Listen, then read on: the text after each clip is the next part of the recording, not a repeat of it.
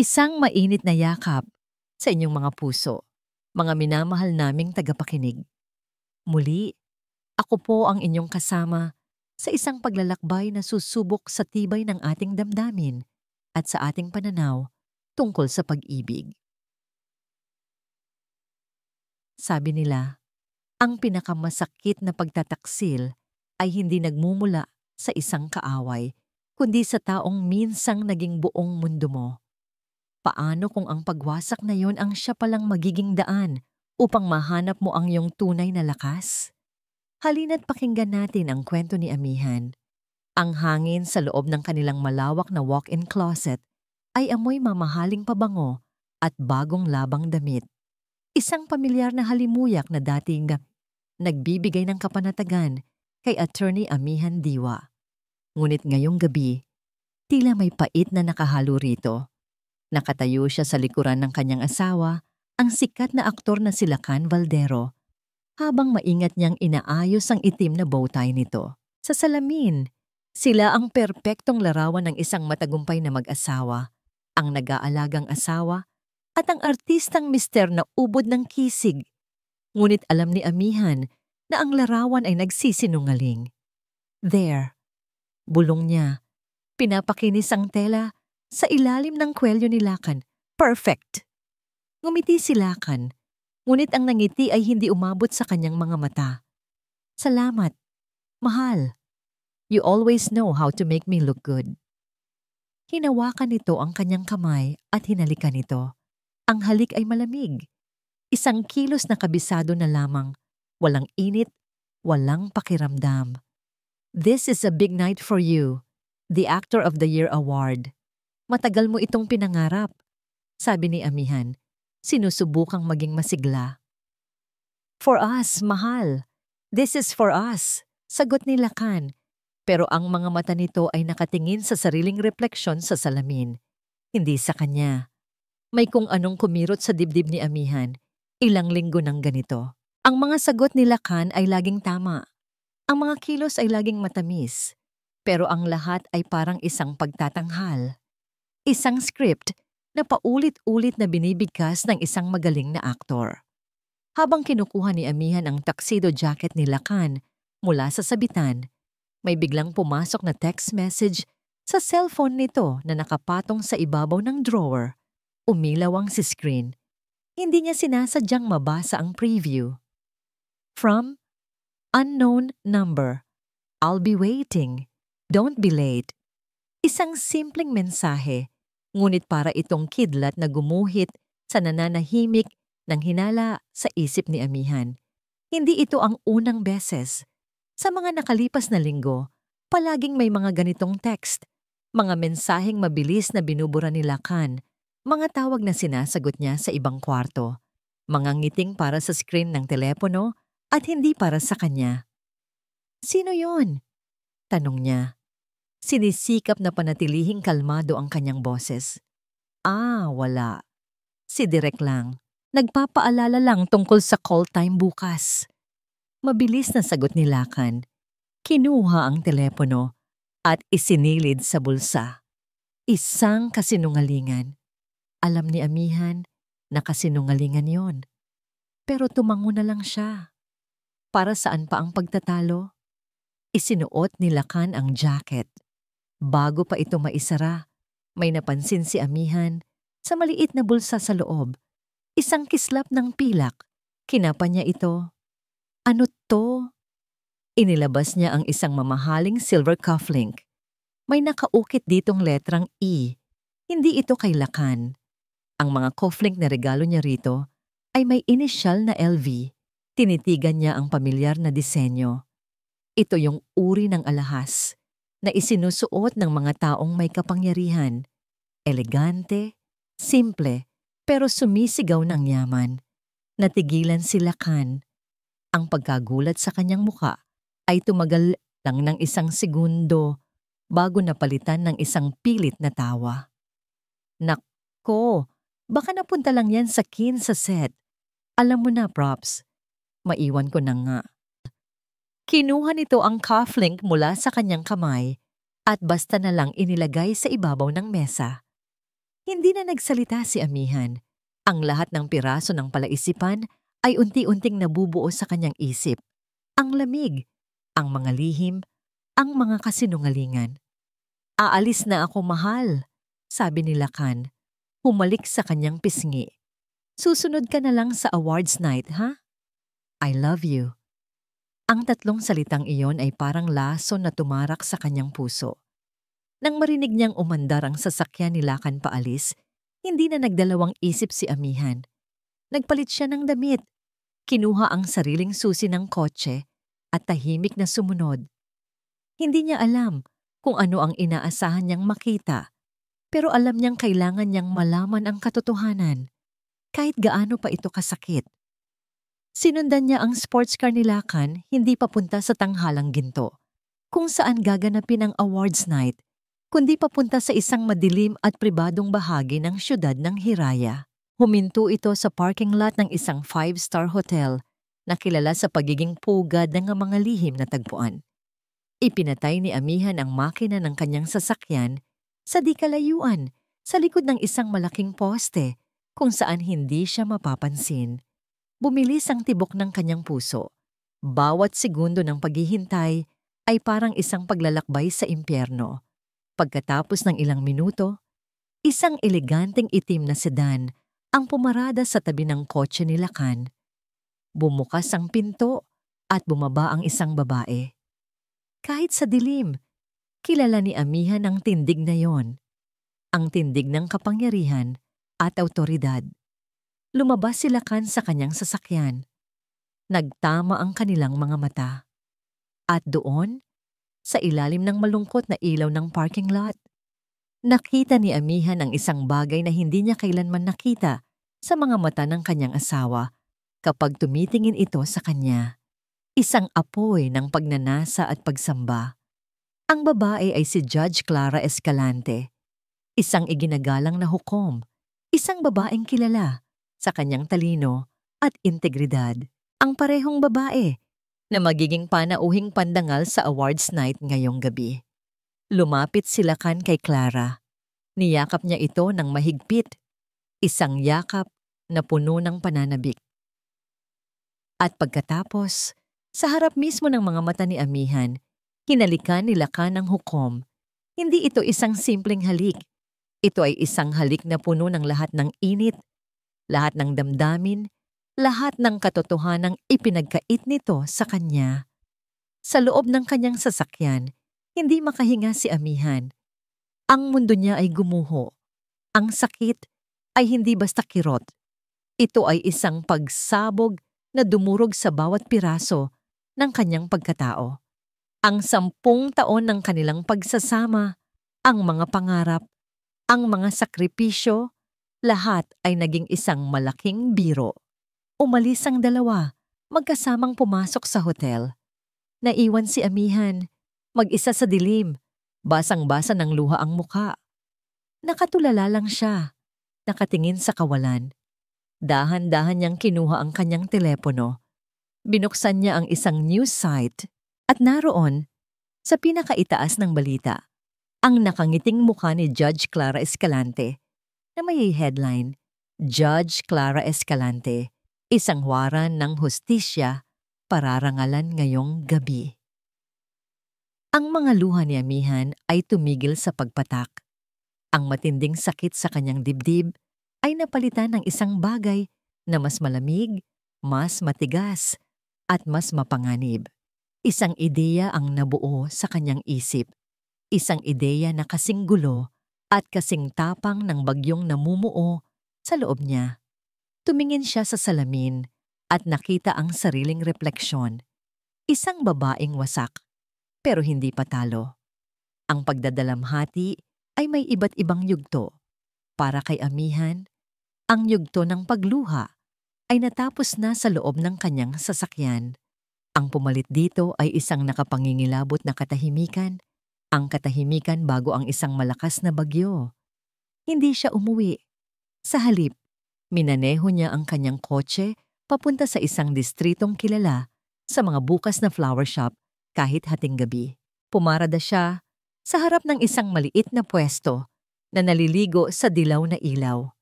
Ang matandang babaeng nagbabantay ay nag-aayos ng mga rosas nang pumasok si amihan. "Magandang gabi, ma'am," bati ng tindera. Bahagyang nagulat sa itsura ng kanyang bisita. Nakasuot si amihan ng simpleng itim na bestida, pero ang aura niya ay hindi pangkaraniwan. May bigat sa kanyang mga mata, isang determinasyon na hindi nababagay sa amoy ng mga bulaklak sa paligid.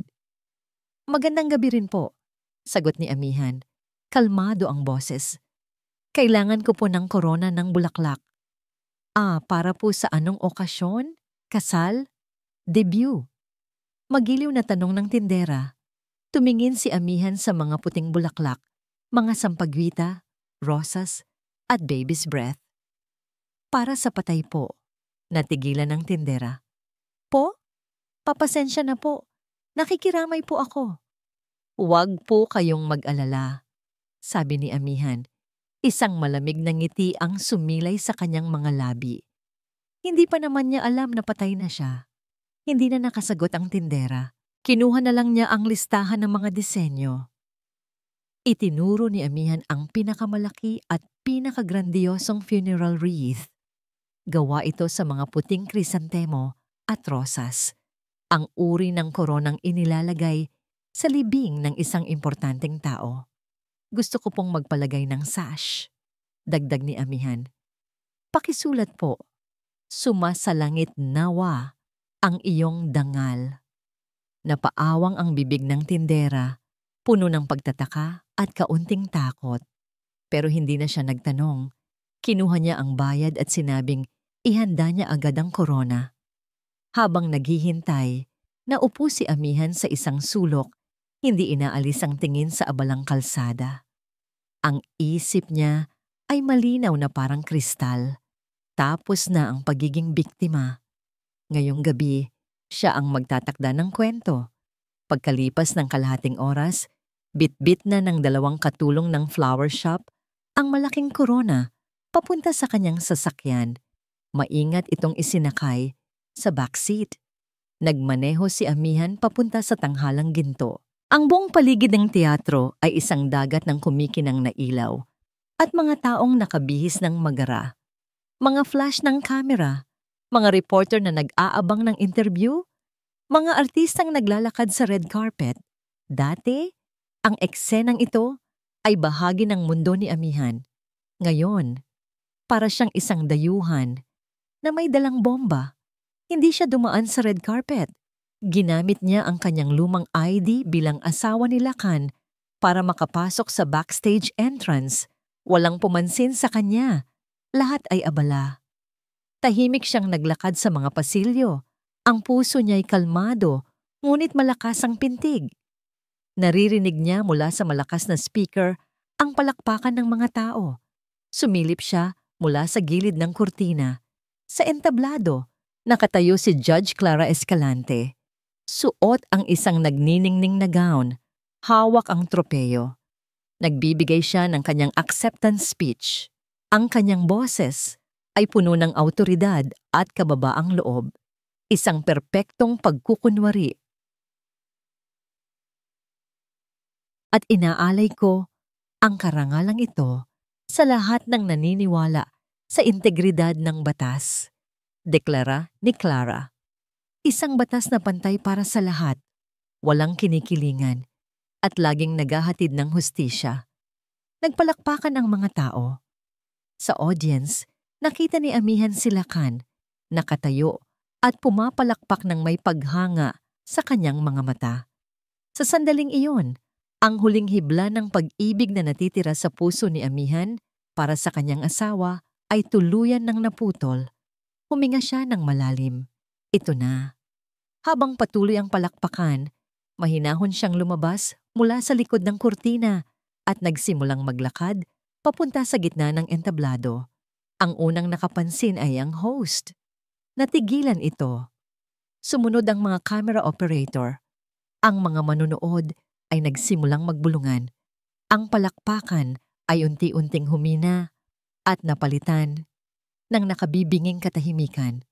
Mula sa backstage, lumabas ang 2 staff na inutusan ni amihan kanina. Bit-bit ang dambuhalang korona ng bulaklak. Dahan-dahan nila itong inilagay sa tabi ng podium, sa harap mismo ni Judge Clara Escalante. Nawala ang nangiti sa mukha ni Clara. Napalitan ito ng pagkalito, at pagkatapos ay nangini. Silakan, mula sa kanyang upuan, ay nanlaki ang mga mata. Ang mukha ay namutla na parang papel. Alam niya. Alam na ng kanyang asawa. Kinuha ni Amihan ang mikropono mula sa nakatulalang host. Tumingin siya ng diretso sa mga mata ni Clara. Mga matang ngayon ay nagliliyab sa galit. Magandang gabi po sa inyong lahat. Panimula ni Amihan. Ang kanyang boses ay matatag at malinaw. Umaalingaw-ngaw sa buong teatro. Ako po si Attorney Amihan Diwa, asawa ni Lacan Valdero. Isang kolektibong paghinga ang narinig mula sa audience. Narito po ako hindi para manggulo, pagpapatuloy niya, kundi para magbigay ng isang regalo. Isang regalo para sa ating pinararangalan ngayong gabi. Ang kagalang-galang na hukom, Clara Escalante. Itinuro niya ang korona. Ang lahat ng mata ay napunta sa sash. At ang mga kamera ay nag-zoom in dito. Nabasa ng lahat ang mga salitang nakasulat. Sumasalangit nawa ang iyong dangal. Isang malakas na hiyawan ng pagkagulat ang pumuno sa teatro. Ang koronang iyan, sabi ni Amihan. Ang boses niya'y puno ng pait at lakas, ay para sa pagluluksa, sa pagkamatay ng integridad ng isang hukom. Isang hukom na nangangalunya sa asawa ng iba, habang nagsasalita tungkol sa hustisya at dangal sa harap nating lahat. Bumagsak ang panga ng lahat. Ang eskandalo ay sumabog na parang bulkan. Si Clara ay hindi makapagsalita. Ang kanyang mukha ay nababalutan ng kahihiyan ng kahakian at matinding galit. Binitawan ni Amihan ang mikropono. Bago pa man makalapit ang security, tumalikod na siya at naglakad paalis ng entablado na parang reyna. Taas noo, habang sa likod niya'y nagahari ang ganap na kaguluhan. Sa backstage, sinalubong siya ni Lacan. Hinablot nito ang kanyang braso ng mahigpit. Nababaliw ka na ba? Sigaw nito, nanginginig sa galit at takot. Sinira mo ang lahat, ang karir ko, ang pangalan ko. Tumingin si Amihan sa kamay ni Lacan na nakahawak sa kanya. Pagkatapos ay sa mukha nito. Wala na ang sakit, wala na ang luha, tanging malamig na pakiramdam na lamang ang naroon. Bitiwan mo ako, sabi niya. Ang boses ay walang emosyon. Amihan, mag-usap tayo. Wala na tayong dapat pag-usapan pa, Lacan? Putol niya. Sinira mo ko. Ngayong gabi, tinikman mo lang ang simula ng ganti ko. Hinila niya ang kanyang braso at nagpatuloy sa paglakad. Paglabas niya ng teatro, para siyang isinalubong ng isang bagyo. Mga reporter, mga kamera, mga tanong na sabay-sabay na ibinabato sa kanya. Nalula siya sa ingay at sa mga kumikislap na ilaw. Sa isang saglit, naramdaman niya ang pag-iisa. Ano na ang susunod? Saan siya pupunta? Habang siya'y nakatayo roon, nalilito sa gitna ng kaguluhan, isang makintab na itim na sasakyan ang huminto sa mismong tapat niya. Bumaba ang bintana sa passenger side. Sa loob, nakaupo ang isang lalaking pamilyar sa kanya. Isang mukha mula sa nakaraan na matagal na niyang kinalimutan. Nakatingin ito sa kanya, hindi nang huhusga, kundi may bakas ng pag-aalala. Amihan, tanong ng lalaki. Ang boses ay malumanay, ngunit malinaw sa gitna ng ingay. Kailangan mo ba ng masasakyan? Ito si Sinag Lazaro, ang kanyang unang pag-ibig.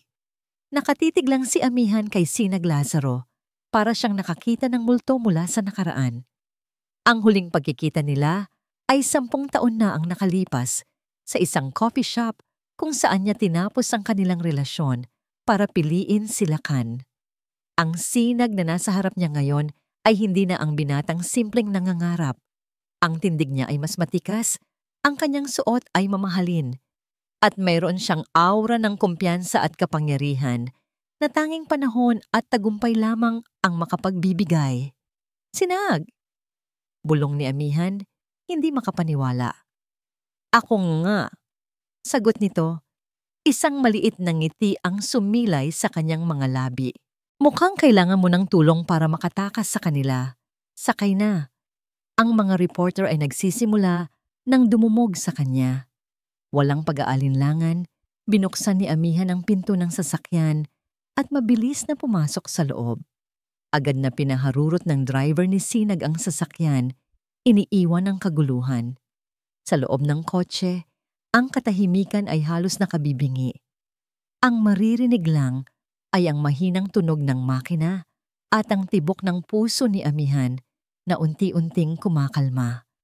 Amoy leather at banayad na cologne ang loob ng sasakyan. Isang halimuyak na malinis at propesyonal. Malayong malayo sa matapang na pabango ni Lakan. Salamat, basag ni amihan sa katahimikan. Walang anuman, sagot ni Sinag, nakatingin sa labas ng bintana. I was at the awards night, business. Nakita ko ang lahat ng nangyari. Hindi nagsalita si amihan. Ano pa ba ang sasabihin niya? Ang kahihiyan, ang sakit, ang galit, lahat ay bumalik. Ngunit ngayon ay may kasama ng pagod. Matapang ang ginawa mo, Ami, sabi ni Sinag. Sa wakas ay tumingin sa kanya. Mayroong paghanga sa kanyang mga mata. Pero mapanganib din. Wala na akong pakialam sa panganib. Mahinang sagot ni amihan. Wala na siyang itinira sa akin. Samantala, sa isang suite sa hotel na katabi ng tanghalang ginto, ang tensyon ay mas masahol pa sa nangyari sa entablado. Padabog na ibinagsak ni Lakan ang kanyang tropeo sa mesa. Anong ginawa mo, Clara? Sabi mo kontrolado mo ang lahat. Sigaw niya. Si Clara Escalante, na kanina'y isang huwaran ng dangal, ay isa na ngayong babaeng nagliliyab sa galit. Tinanggal niya ang kanyang mamahaling hikaw at ibinato ito sa sahig. Ako pa talaga ang sisisihin mo? Asawa mo yon. Gulo mo yan, Lakan. Ikaw ang dapat umayos nito. Paano ko aayusin to? Ganti ni Lakan. Nakita ng buong Pilipinas. Tapos na ang karir ko. Ang mga endorsement, lahat. Mas malaki ang problema ko. Sigaw ni Clara. Pangalan ko ang nakataya rito. Ang posisyon ko. Isang hukom na nangaagaw ng asawa. Sa tingin mo ba hahayaan kong masira ang lahat ng pinaghirapan ko dahil lang sa isang hangal na artistang tulad mo? Ang mga salita ni Clara ay tumama kay Lakan na parang sampal. Hangal na artista? Ganyan ba ang tingin mo sa akin? Ano pa ba? Malamig na sagot ni Clara. Isa kang palamuti, Lakan. Isang tropeo. At ngayong may lamat ka na, baka oras na para itapon ka. Ang pagtatalo ay puno ng panunumbat at pagbabanta. Isang malinaw na larawan na ang kanilang relasyon ay hindi binuo sa pag-ibig, kundi sa pagnanasa at pansariling interes. Malayo sa gulo na yon, huminto ang sasakyan ni Sinag sa harap ng isang modernong condominium building sa isang tahimik na bahagi ng syudad. Saan tayo? Tanong ni amihan. Safe house, isa sa mga unit ko rito. Paliwanag ni Sinag. Hindi ka pwedeng umuwi sa inyo. Siguradong nag-aabang na roon ng press. Dito, ligtas ka. Inalalayan niya si amihan palabas ng sasakyan at papasok sa elevator. Ang apartment ay maluwag, malinis at may malaking bintanang tanaw. Ang mga ilaw ng syudad ng Hiraya. Minimalist ang disenyo nito, nagpapahiwatig ng isang buhay na organisado at kontrolado. Ipinagtimpla ni Sinag si amihan ng mainit na tsaa. Naupo sila sa sofa, may pagitan pa rin sa kanila. Ami, pagsisimula ni Sinag, maingat ang bawat salita. Alam kong marami kang iniisip ngayon, pero kailangan mong paghandaan ang susunod na mangyayari. This will be a war. At si Clara Escalante, hindi siya magpapatalo ng ganoon kadali. Tumango si amihan. Bilang isang abogado Alam niya yon. Magpa-file ako ng annulment for adultery. Mayroon akong ebidensya. It's not that simple, sabi ni Sinag. Si Clara ang batas sa mundong ginagalawan niya. Kaya niyang baliktarin ang lahat. Gagamitin niya ang kanyang kapangyarihan para durugin ka. Tumingin si Amihan kay Sinag. Ang mga matay puno ng pagod, ngunit may bahid na ng determinasyon. Kaya nga kailangan ko ng tulong. At handa akong tumulong. Mabilis na sagot ni Sinag. Mayroon akong mga resources, mga koneksyon, pera. Lahat ng kailangan mo para labanan sila. Ang alok ni Sinag ay parang isang life raft sa gitna ng rumaragasang dagat. Ngunit hindi maiwasan ni Amihan na magduda. Bakit? Bakit ang isang taong sinaktan niya ng lubos sa nakaraan ay handang tumulong sa kanya ngayon? Bakit Sinag? Tanong niya. Ang boses ay halos pabulong. Ang tanong na kanina pa, bumabagabag sa kanyang isipan. Bakit mo to ginagawa? Pagkatapos ng lahat. Hindi agad sumagot si Sinag. Tumingin siya sa malayo, sa mga ilaw ng syudad na para bang may inaalala. Ang kaninang magiliw niyang mukha ay napalitan ng isang anino ng pait. Huminga siya ng malalim bago muling tumingin kay Amihan. At sa pagkakataong ito, mayroong apoy sa kanyang mga mata. Isang apoy na hindi pa nakikita ni Amihan dati. Dahil meron akong sariling utang na dapat singilin kay Judge Clara Escalante. Sabi niya, ang bawat salita ay may bigat. Isang utang na matagal ko nang gustong mabayaran. Kinabukasan, ang apartment ni Sinag ay naging isang war room. Ang amoy ng kape ay humalo sa tensyon sa hangin. Sa harap ng laptop, si Amihan ang abogado ay muling nabuhay. Ang sakit at pag-aalala ay naroon pa rin, ngunit natabunan na ito ng isang matalas na pokus, ang uri ng pokus na taglay niya sa tuwing haharap sa isang malaking kaso. Tatanggapin ko ang tulong mo, Sinag, sabi ni Amihan. Tinitingnan ito ng diretso sa mata. Pero gusto kong maging malinaw ang lahat. Partnership ito, hindi pagkakawanggawa. Ano ang makukuha mo rito? Pinagmasdan siya ni Sinag. Nakita niya ang abogadong minahal niya noon, matalino, diretso, at hindi nagpapadala sa emosyon kapag trabaho na ang usapan. Ang makukuha ko ay ang pagkakataong makita si Clara Escalante na managot sa batas. Sagot ni Sinag, ang boses ay seryoso. Ang detalye ng nakaraan. Darating tayo roon. Sa ngayon, ang mahalaga ay ang susunod nating hakbang. Pumayag si Amihan. Sa loob ng ilang oras, binalangkas nila ang kanilang opensiba. 2 kaso ang kanilang isasampa. Una, isang petisyon para sa annulment laban kay Lacan na nakabase sa psychological incapacity at concubinage gamit ang iskandalo sa awards night bilang matibay na ebidensya. Pangalawa, isang hiwalay na civil case para sa danyos perwisyo laban kay Lacan at Clara. Gagamitin niya ang lahat ng koneksyon niya para i-delay ang kaso. Paalala ni Amihan habang nagtatype sa kanyang laptop. Ipapasa niya ito sa mga judge na kaibigan niya. Susubukan niyang gawing impyerno ang bawat araw natin sa korte. Hayaan mo siyang subukan, sabi ni Sinag. Kinuha ang kanyang telepono. May mga tao rin akong kilala. Habang sila'y nagpaplano, nag-order si Amihan ng tanghalian online para sa kanilang dalawa. Ngunit nang ilagay niya ang detalye ng kanyang credit card, lumabas ang isang mensahe sa screen.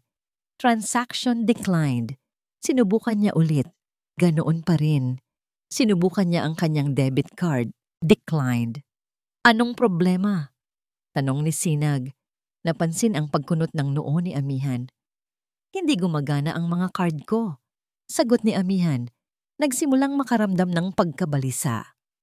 Kinuha niya ang kanyang telepono at tinawagan ng bangko. Pagkatapos ng ilang minutong paghihintay, isang manager ang kumausap sa kanya. Good morning, Attorney Diwa. Yes, nakikita ko po ang account ninyo. sabi ng lalaki sa kabilang linya. Ang boses ay formal ngunit halatang hindi komportable. I'm sorry to inform you, ma'am, but your joint account with Mr. Valdero, as well as your personal savings account with us, have been placed under a temporary freeze. What? On what grounds? Galit na tanong ni Amihan. Wala akong natatanggap na court order. Wala nga po, attorney, sagot ng manager. Bumubulong na halos. It was a special directive from a higher authority. Pasensya na po talaga kayo. Binabaan siya ng telepono. Napahawak si Amihan sa kanyang sentido. Ang unang atake ni Clara ay hindi sa korte, hindi sa media. Ito ay tahimik, mabilis, at nakumpirma nito ang pinakamatindi niyang takot. Ang kapangyarihan ni Clara ay kayang bumaluktot ng mga patakaran nang hindi nag-iiwan ng bakas. Sinag, na-freeze ang lahat ng accounts ko, sabi niya.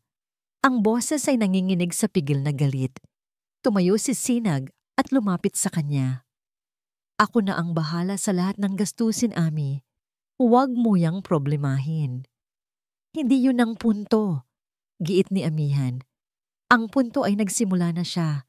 Hindi pa man tayo nakakatapak sa korte, sinusubukan na niya akong paralisahin. Sa gitna ng kanyang pag-aalala, biglang tumunog ang kanyang telepono. Nakarehistro ang pangalan ni Lakan. Sa una ayaw niya itong sagutin, pero itinulak siya ng isang madilim na kuryosidad. Hello? Sagot niya.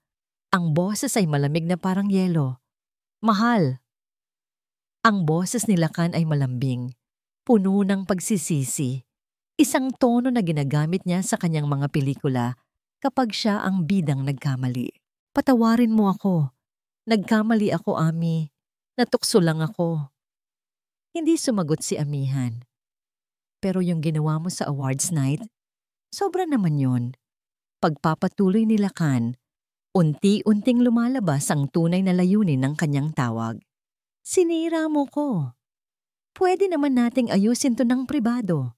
Itigil mo na to, please. Para sa pinagsamahan natin. Isang mapait na tawa ang kumawala sa lalamunan ni Amihan. Pinagsamahan? Lakan. Sinunog mo ang pinagsamahan natin noong araw na pinili mong magsinungaling sa akin. Tapos na tayo. Ami, please. Wag mo na akong tatawagan ulit. Pinatay niya ang tawag. Huminga siya ng malalim. Sinusubukang kontrolin ang nanginginig niyang mga kamay. Bawat salita ni Lakan ay isang patunay na ang lalaking pinakasalan niya ay mas mahal pa ang kanyang imahe kaysa sa kanya. Gabi na nang ihatid siya ni Sinag pabalik sa condominium unit. Mag-isa na naman siya sa katahimikan ng apartment. Ang determinasyon niya kaninang umaga ay nabawasan ng pagod at pagkabalisa. Napatingin siya sa bintana. Sa syudad, na dati simbolo ng kanyang mga pangarap, ngunit ngayon ay parang isang hawlang bakal. May kumatok sa pinto. Nagulat siya. Hindi niya inaasahan na may pupunta. Dahan-dahan siyang lumapit at sumilip sa peephole. Walang tao. Nagtaka man, binuksan niya ng bahagya ang pinto. Sa sahig, may isang simpleng brown envelope. Walang pangalan, walang address. Kinabahan siya, ngunit kinuha niya ito at isinara agad ang pinto. Nanginginig ang mga kamay niya habang binubuksan ang envelope. Sa loob, may dalawang bagay. Ang una ay isang litrato. Isang litratong kuha mula sa malayo. Nasa litrato siya at si Sinag. Nag-uusap sa labas ng coffee shop kung saan sila nag-order ng tanghalian kanina. Kuha ito nang hindi nila namamalayan. Isang patunay na sinusubaybayan siya. Ang pangalawa ay isang maliit na papel na may nakasulat na mensahe galing sa isang computer printer. Maikli lang ito, ngunit ang bawat letra ay puno ng pagbabanta. Tigilan mo na to habang may oras pa. Nabitiwan ni Amihan ang mga hawak niya. Ang papel at ang litrato ay bumagsak sa sahig. Napasandal siya sa pinto, ang puso niya'y dumadagundong sa takot. Ito na ang tunay na laro ni Clara Escalante. Isang larong hindi lang nilalaro sa korte, kundi sa anino. Ang katahimikan sa loob ng apartment ay biglang napuno ng tunog ng mabilis na paghinga ni Amihan. Ang litrato at ang banta ay nakakalat sa sahig na parang lason. Hindi ito simpleng paninira. Ito ay isang malinaw na mensahe na ang bawat galaw niya ay binabantayan.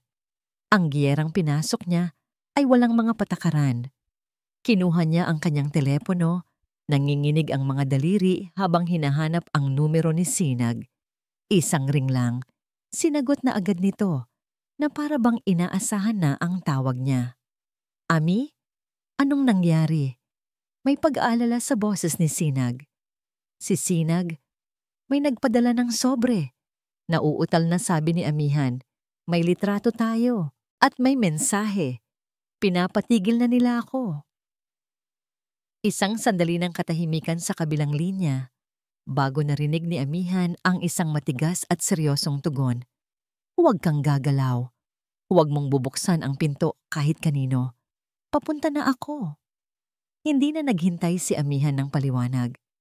Ikinandado niya ang pinto, sinigurado ang lahat ng bintana, at naupo sa isang sulok ng sala, yakap-yakap ang kanyang mga tuhod. Ang abogadong matapang na humarap sa buong mundo kagabi ay biglang nawala. Ang natira ay isang babaeng takot na takot. Pagkalipas ng 15 minuto, may kumatok sa pinto. Ami, ako to, sabi ng boses ni Sinag mula sa labas. Nakahinga siya ng maluwag. Sumilip muna siya sa peephole bago binuksan ang pinto. Pagpasok ni Sinag, agad nitong sinuri ang buong apartment. Ang kanyang kalmadong presensya ay agad na nagbigay ng kaunting kapanatagan kay Amihan. Nakita ni Sinag ang litrato at ang sulat sa sahig. Pinulot niya ito, ang kanyang mukha ay nagdilim habang binabasa ang banta. Isang ugat ang lumitaw sa kanyang panga. Walang hiya siya, mahinang sabi ni Sinag. Ang galit ay hindi maitago sa kanyang boses. Tumingin siya kay Amihan na nakaupo pa rin sa sulok.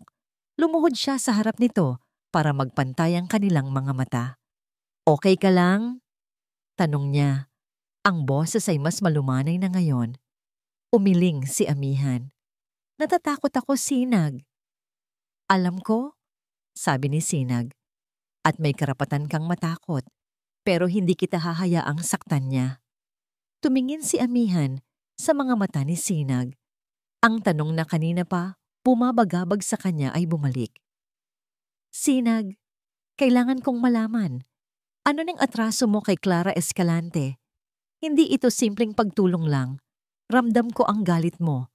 Personal to sa'yo, hindi ba? Huminga ng malalim si Sinag. Tumayo siya at lumakad papunta sa bintana. Tinitingnan ang syudad sa ibaba. Kapag kuwan, nagsalita siya. Ang boses ay naglalaman ng bigat ng isang matagal nang kinikim-kim na sama ng loob. POV, Sinag Lazaro. Nakikita ni Sinag ang refleksyon ni Amihan sa salamin ng bintana. Nakatingin sa kanya, naghihintay ng sagot. Alam niyang dumating na ang oras para sabihin ang isang bahagi ng katotohanan. Ang pamilya ko, ang mga Lazaro, panimula niya, ay hindi laging ganito. Dati, meron kaming maliit, pero matagumpay na construction company. Negosyo yun ng lolo ko, ipinasa sa tatay ko. Pinaghirapan nila yun, Ami. Bawat kontrata, bawat gusali, dugo't pawis nila ang puhunan. Naalala niya ang kanyang kabataan, ang paglalaro sa construction site habang pinapanood ang kanyang ama na may ngiti sa labi. 10 taon na ang nakakaraan. Nanalo kami sa isang malaking bidding para sa isang government project, isang public hospital. Ito na sana yung mag-aangat sa amin, pero may isang malaking korporasyon na gusto ring makuha ang proyekto. Nag-file sila ng kaso laban sa amin. Mga gawa-gawang akusasyon, technicalities, sabotahe. Humarap siya kay Amihan. Ang kaso ay napunta sa sala ng isang bagong promote na hukom noon. Isang hukom na ambisyosa at gustong mapalapit sa mga makapangyarihan, si Judge Clara Escalante.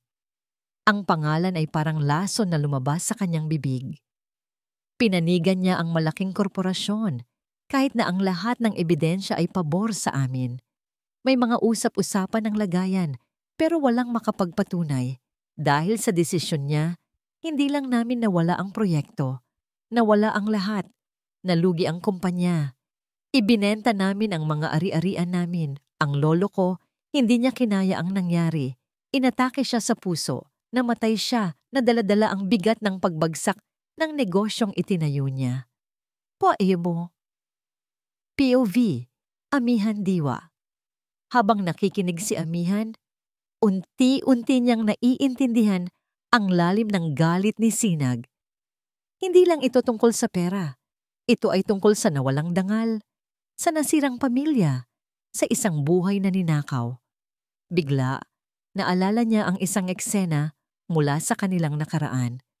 College pa sila noon. Magkasama sila sa isang bench sa campus. Pinag-uusapan ang kanilang mga pangarap. Pagka-graduate ko, sabi ng batang Sinag noon, ang mga matay nagniningning. Itutuloy ko ang negosyo ni Lolo. Papalakihin ko yon. Magtatayo ako ng mga bahay, mga tulay, mga paaralan. Magiging Lazaro and Son Construction ang pangalan. Ngumiti si Amihan. At ako naman, magiging attorney Amihan Diwa. Ang pinakamagaling na abogado na poprotekta sa kontrata ng Lazaro and Son. Ang alaalang yon ay parang isang sundang na tumusok sa puso ni Amihan. Ang pangarap na yon ni Sinag ay winasak ni Clara Escalante. At siya, ang abogadong nangakong poprotekta sa kanya, ay wala roon dahil pinili niya ang isang makislap ngunit huwad na mundo kasama si Lacan. Sinag, I'm so sorry, sabi niya. Ang boses ay puno ng sinseridad. Huwag kang mag-sorry, sabi ni Sinag. Ang tingin ay lumambot. Wala kang kasalanan. Ang punto ko lang, Ami, ay ito. Alam ko kung gaano siya kadumi maglaro. Kaya hindi kita iiwan sa laban na to. Ang pag-amin ni Sinag ay nagbago ng lahat. Hindi na lang siya isang kliyente na tinutulungan ng isang kaibigan. Sila ay mga alyado na may iisang kaaway. Isang bagong determinasyon ang umusbong sa puso ni Amihan. Kung ganoon, sabi niya, tumatayo na rin. Kailangan nating umatake, hindi lang dumepensa. Kung ginamit niya ang batas para sirain ka, gagamitin natin ang batas para ilabas ang tunay niyang pagkatao. Sa mga sumunod na araw, ang kanilang war room ay naging isang investigation hub. Gamit ang mga koneksyon ni Sinag, kumuha sila ng isang private investigator. Gamit ang legal na kaalaman ni Amihan, sinimulan nilang halongkatin ang lahat ng kasong hinawakan ni Clara. Naghahanap sila ng butas ng isang pattern ng korupsyon. Isang gabi, habang sabay silang naghahalongkat sa digital archives ng mga lumang kaso, isang pangalan ang nakakuha ng atensyon ni Amihan, Lacan Valdero. Sinag, tingnan mo to, sabi niya. Itinuturo ang screen. Isang kaso 11 taon na ang nakalipas. Vehicular accident. Ang akusado, Lacan Valdero. Ang biktima, isang construction worker na nagtamo ng malubhang pinsala. Ang kaso ay na-dismiss dahil sa lack of evidence. Napakabilis ng proseso. Panahong nagsisimula palang sumikat si Lacan, sabi ni Amihan, nag-iisip. Palagi niyang sinasabi sa akin na malinis ang record niya. Tinago niya to. Nagsiscroll pababa si Amihan sa mga detalye ng kaso. At doon, sa ilalim ng pangalan ng piskal na humawak ng preliminary investigation, may isang anotasyon. Supervising Judge for Case Review, Judge Clara Escalante. Nagkatinginan sila ni Sinag. Ang koneksyon pala nila ay mas malalim at mas matagal kaysa sa inaakala ni Amihan. Kaya pala, bulong ni Amihan, utang na loob. Ito ang sikretong itinatago ni Lacan at ito ang alas ni Clara laban sa kanya. Sa sobrang pananabik, itinuro ni Amihan ang isang detalye sa dokumento. Dito Sinag, basahin mo to. Sa pagturo niya ang kanyang kamay ay dumampi sa kamay ni Sinag na nakapatong na pala sa mousepad. Isang munting kuryente ang gumapang sa kanilang mga braso. Pareho silang natigilan. Bigla, ang silid na puno ng mga dokumento ng kaso ay napuno ng isang kakaibang tensyon. Ang kanilang mga mata ay nagtagpo. Sa isang saglit, hindi sila mga alyado sa gyera. Sila ay si Amihan at Sinag, 2 taong may nakaraang hindi patuluyang nalilimutan. Mabilis na binawi ni Amihan ang kanyang kamay. Namumula ang pisngi. Umiwas ng tingin si Sinag. Sorry, sabi ni Amihan. Wala yun, sagot ni Sinag. Umayos ng upo. Para basagin ang awkward na katahimikan, ibinalik ni Amihan ang kanyang atensyon sa screen.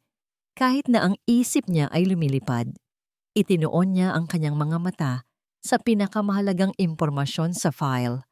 Ang pangalan ng biktima. Ricardo Mangromi Tagle. Basa niya sa pangalan.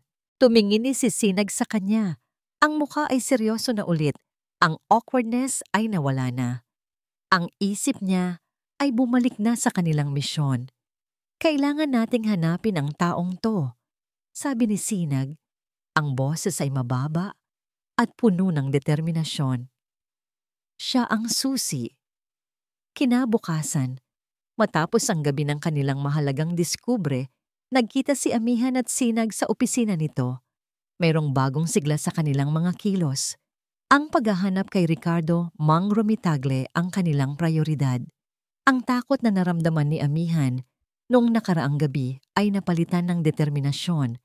Ang bawat piraso ng ebidensya ay nagpapatibay sa kanyang loob. Ngunit pagdating nila, sa tapat ng opisina ni Sinag, isang eksena ang bumungad sa kanila na nagpabura sa lahat ng kanilang pag-asa. Ang pinto ng salamin ay basag. Ang kandado ay halatang pinuwersa. Nagkatinginan sila. Ang kanilang mga mata ay puno ng pag-aalala. Dahan-dahang itinulak ni Sinag ang pinto. Sa loob, ang opisina na dati malinis at organisado ay para ng dinaanan ng isang buhawi. Ang mga drawer ay nakabukas, ang mga papel ay nakakalat sa sahig, at ang hard drive ng pangunahing computer ay nawawala. Sinag, bulong ni Amihan, hindi makapaniwala sa nakikita. Hindi nagsalita si Sinag. Lumakad siya papasok. Ang kanyang mga kamao ay nakakuyom sa kanyang gilid. Ang mukha niya ay isang maskara ng malamig na galit. Sinuro rin niya ang kanyang file cabinet kung saan nila itinago ang mga kopya ng kanilang pananaliksik tungkol kay Clara. Bukas ito at wala ng laman. Alam na niya, sabi ni Amihan, ang boses ay nanginginig. Alam niyang nag-iimbestiga tayo sa nakaraan niya. Hindi lang niya alam, sagot ni Sinag. Ang boses ay mababa at puno ng panganib. Nagpapadala siya ng mensahe na kaya niyang pasukin ang buhay natin kahit kailan niya gusto. Ang pagnanakaw ay hindi lang basta pagnanakaw. Ito ay isang pagpapakita ng kapangyarihan, isang maruming laro para takutin sila, para ipamukha sa kanila na wala silang laban. Tumawag sila ng pulis. Habang iniimbestigahan ang lugar, umupo si Amihan sa isang tabi. Pakiramdam niya'y nasusuka. Ang bawat hakbang nila pasulong ay tinutumbasan ni Clara ng 2 hakbang na mas marahas. Ilang oras ang lumipas. Matapos makaalis ang mga pulis, na walang gaanong maipapangako, habang sila ni Sinag ay nag-uusap kung ano ang kanilang susunod na gagawin. Isang delivery rider ang dumating. May dalang isang selyadong envelope para kay Attorney Amihan Diwa. Kinakabahan man, kinuha ito ni Amihan. Hindi ito galing kay Clara. Ang sobre ay may opisyal na logo ng Integrated Bar of the Philippines. Nanginginig ang kanyang mga kamay habang binubuksan ito. Sa loob ay isang formal na sulat, isang summons to explain. Mayroong isang formal na reklamo na isinampa laban sa kanya para sa grossly unethical conduct and malpractice na nag-aakusa sa kanya ng paggamit ng kanyang lisensya para siraan at hiyain sa publiko ang isang miyembro ng hudikatura. Ang reklamo ay isinampa mismo ng opisina ni Judge Clara Escalante. Halos mabitiwan ni amihan ang papel. Ito ang pangalawang atake at ito'y tumama sa pinakasentro ng kanyang pagkatao. Ang kanyang lisensya bilang abogado, ang kanyang propesyon, ang tanging armas na natitira sa kanya. Ano yan? Tanong ni Sinag. Ipinakita niya rito ang sulat. Habang binabasa ito ni Sinag, ang galit sa mukha nito ay lalong tumindi. Walang hiya talaga siya, sabi ni Sinag. Kapag hindi ka niya madaan sa takot, sisirain niya ang iyong kredibilidad. Ito ang katapusan ko, Sinag, sabi ni amihan. Ang boses ay puno ng pagkatalo. Kung masuspinde ang lisensya ko, paano pa ako lalaban? Hindi yan mangyayari, mariing sabi ni Sinag. Gawa-gawa lang ang lahat ng ito. Isang paraan para ma-pressure ka. Lalabanan natin to. Kinagabihan, habang nasa apartment at pinag-aaralan ang isasagot sa reklamo, tumanggap si amihan ng isang text message mula sa isang hindi kilalang numero. Gusto kong makipagkita sa La Perla Restaurant. Bukas, 8 p.m. Mag-isa ka lang. CE. Clara Escalante. Isang bitag. Alam niyang isang bitag ito, pero alam din niyang kailangan niyang pumunta. Kailangan niyang harapin ang ahas sa lungga nito. Kinabukasan, sa La Perla Restaurant, isang lugar na para lamang sa mga mayayaman at makapangyarihan, naghintay si amihan. Dumating si Clara, hindi mukhang kontrabida, kundi isang eleganteng babae na may ngiti sa labi, na para bang matagal na silang magkaibigan. Salamat sa pagdating, amihan, sabi ni Clara, umuupo sa tapat niya. I'm glad you're sensible. Hindi ako pumarito para makipagkaibigan, diretsong sagot ni amihan. Ano ang kailangan mo? Ang naingiti ni Clara ay hindi nawala. Gusto lang kitang bigyan ng payo. Bilang isang mas nakakatandang babae sa propesyon, itigil mo na to. Ang ginagawa mo ay career suicide. Ang pagsampa ng kaso, ang paghalongkat sa nakaraan, wala kang mapapala riyan. Hustisya ang habol ko, matigas na sabi ni amihan. Hustisya? Tumawa si Clara ng mahina. Amihan, matalino kang abogado. Alam mo na ang hustisya ay hindi laging para sa mga biktima. Minsan, ito ay para sa mga taong marunong maglaro ng sistema. At sa larong ito, ako ang may hawak ng lahat ng alas. Inilapit niya ang kanyang mukha. Ganito na lang, bulong niya. Iurong mo ang lahat ng kaso. Manahimik ka. Bilang kapalit, kakausapin ko si Lacan na ibigay sa iyo ang isang mabilis at tahimik na annulment. Ibibigay niya sa iyo ang bahay at sapat na pera para makapagsimula ka ulit malayo rito. Kakalimutan ko na rin ang reklamo ko sa IBP. Isipin mo, isang malinis na simula. Yan ang alok ko. Ang alok ay isang insulto na binalot sa sutla. Siya ang biktima, pero inaalok siya ng mumo para lamang manahimik. Tinitigan ni amihan si Clara. Ang takot na naramdaman niya sa mga nakalipas na araw ay biglang napalitan ng isang nag-aalab na galit. Alam mo, Judge Escalante, sabi ni amihan, dahan-dahan at malinaw. Maaring hawak mo ang sistema, pero ako, hawak ko ang katotohanan. At mas makapangyarihan yan kaysa sa lahat ng koneksyon mo. Tumayo si amihan. Salamat sa alok, pero hindi ko ito tatanggapin.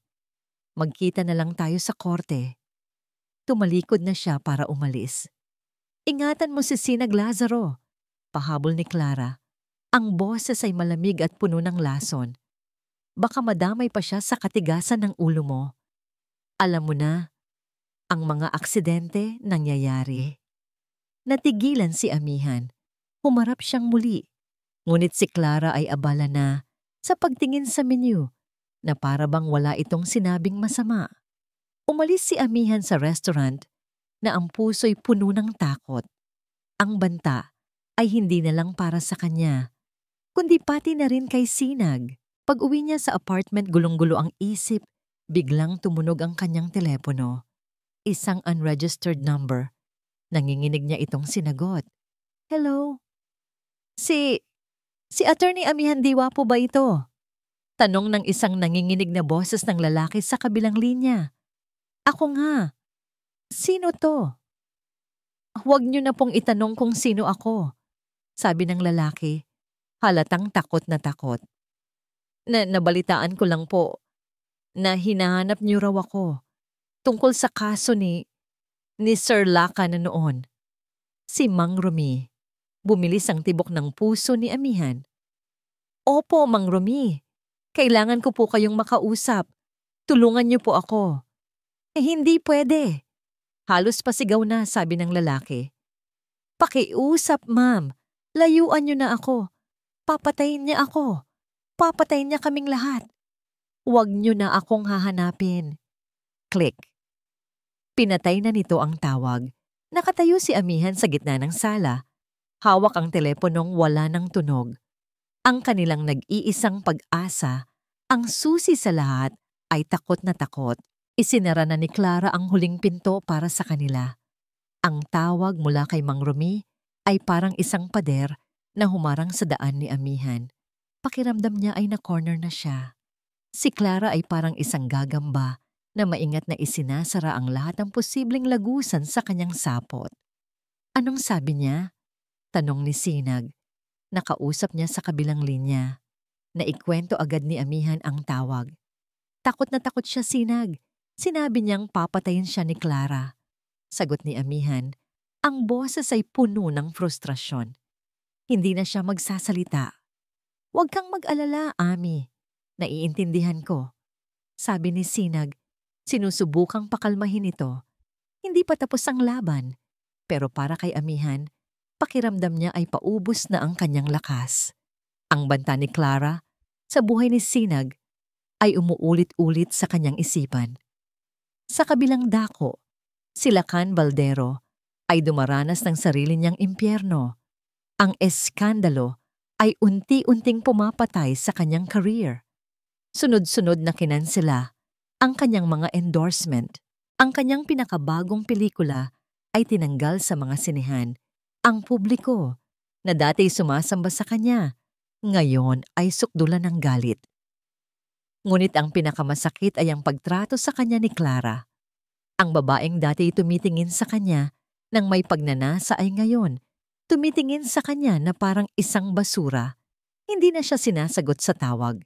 At ang perang ipinangako nito para ayusin ang gulo ay hindi dumadating. Nagsisimula ng maunawaan ni Lacan na sa mundo ni Clara, lahat ay disposable at siya na ang susunod na itatapon. Dahil sa desperasyon, isang gabi, ginawa ni Lacan ang isang bagay na hindi niya inaakalang gagawin. Lihim siyang nag-text kay Amihan gamit ang isang bagong numero. Ami, kailangan nating mag-usap. Mag-isa ka lang. Tungkol to kay Clara. Tulungan mo ko at tutulungan kita. Nagduda si Amihan. Pagkatapos ng lahat ng kasinungalingan, bakit siya maniniwala ngayon? Ngunit ang alok ay masyadong importante para baliwalain. Ito na marahil ang butas na hinihintay nila. Ipinakita niya ang text kay Sinag. Bitag yan, Ami. Agad na sabi ni Sinag. Huwag kang pupunta. Alam ko, sagot ni Amihan. Pero paano kung hindi? Paano kung ito na ang pagkakataon nating makuha ang ebidensyang kailangan natin mula mismo sa loob? Nagplano sila. Sasagutin ni Amihan ang alok ni Lacan, pero gagawin nila ito sa kanilang mga termino. Nagkita si Lacan at Amihan sa isang maliit at halos walang taong coffee shop sa labas ng syudad. Ang sikat na aktor ay nakasuot ng baseball cap at salamin, mukhang pagod at balisa. Sa kabilang mesa, hindi kalayuan, nakaupo si Sinag, nagpapanggap na isang ordinaryong customer, handang umaksyon kung kinakailangan. Salamat sa pagdating, sabi ni Lakan, hindi makatingin, nang diretso kay Amihan. Diretsuhin mo na ako, Lakan. Anong kailangan mo? Malamig na tanong ni Amihan. Huminga ng malalim si Lakan. Gusto ko nang tapusin to, Ami. Itong gulo na to. Si Clara, pababayaan niya lang akong masira. Gagamitin niya ako tapos itatapon. Alam ko na ngayon. Mayroong pait sa boses ni Lakan, pero wala nang maramdamang awa si Amihan. Ano ang alok mo?